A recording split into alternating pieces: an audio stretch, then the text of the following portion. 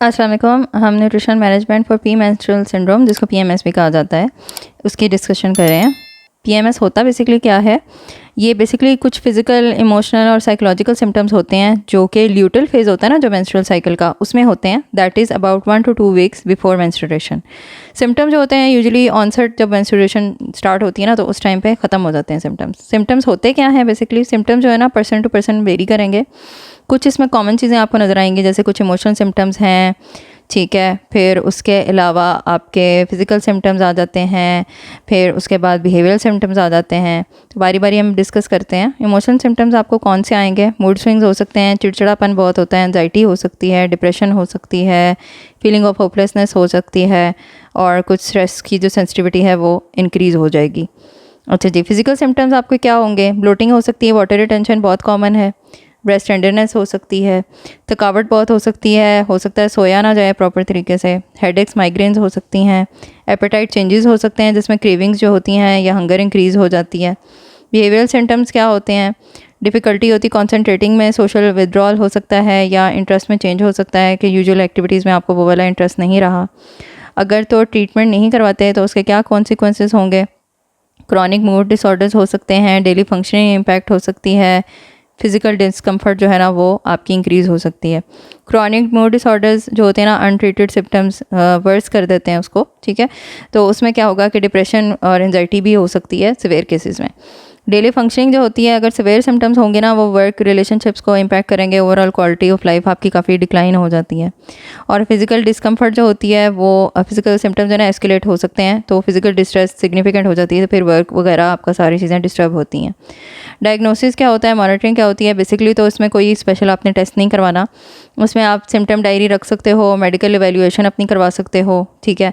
Symptom diary अगर आप रखते रहोगे, सिविरिटी और जो मेंस्ट्रुअल साइकिल पैटर्न्स होते हैं ना, वो फिर जब आप गायनी से डिस्कस करोगे वो आपको ज़्यादा बेहतर गाइड करेंगे कि आप जो है ना इसको किस तरीके से मैनेज बेहतर कर सकते हो।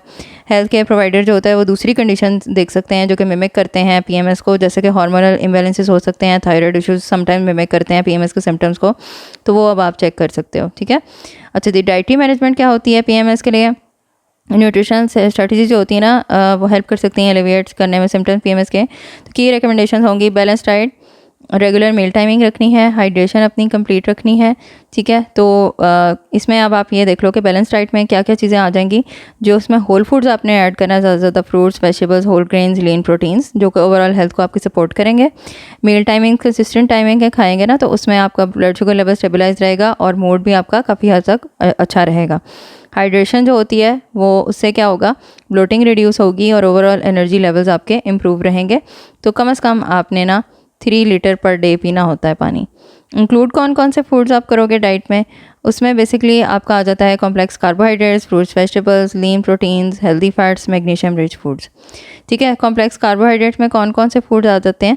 Basically whole grains, legumes, starchy vegetables आप खाओगे, उससे क्या होगा कि आपके ब्लड शुगर लेवल स्टेबलाइज होंगे और आपका मूड काफ़ी हद तक इंप्रूव होगा। वेजिटेबल्स और फ्रूट्स होते हैं ना, विटामिन्स और मिनरल्स में रिच होते हैं और जो इन्फ्लेमेशन होती है ना उसको रिड्यूस करते हैं, ओवरऑल हेल्थ को सपोर्ट करेंगे। तो इसकी कंजम्पशन जो है ना मैक्सिमम आपने रखनी है।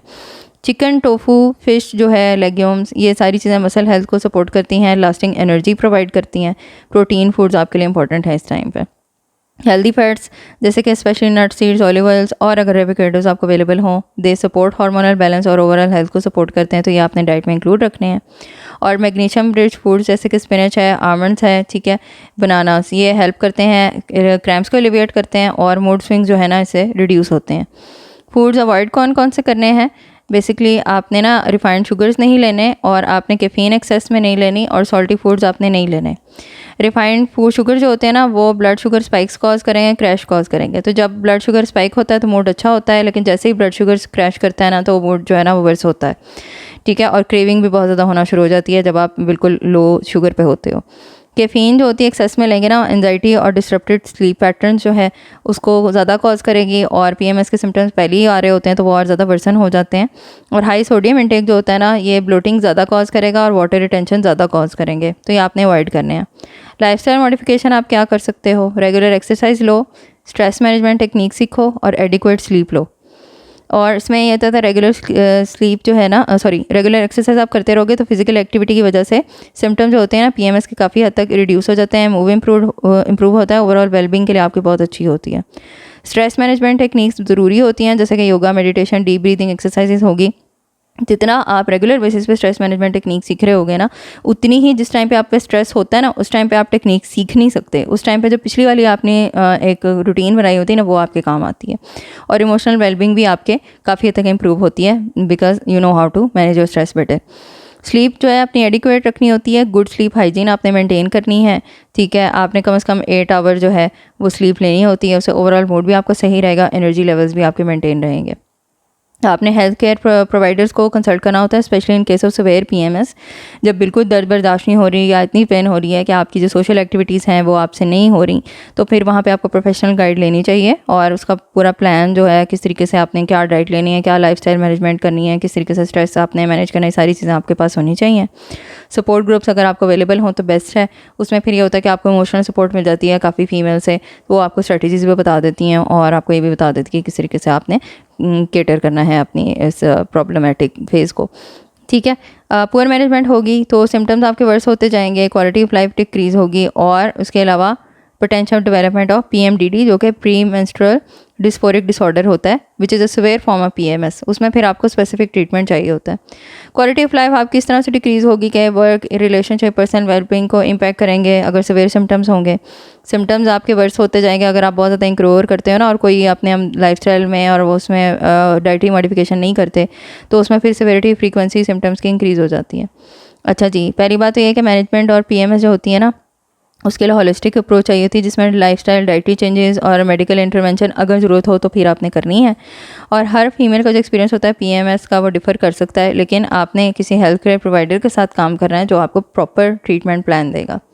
अगर आपको पर्सनलाइज्ड डाइट थेरेपी रिक्वायर्ड हो या किसी किस्म की गाइडेंस या सपोर्ट चाहिए हो तो आप इस नंबर पर व्हाट्सअप कर दीजिएगा। I am available and thank you so much for listening. अपना ख्याल रखें। अल्लाह हाफिज़।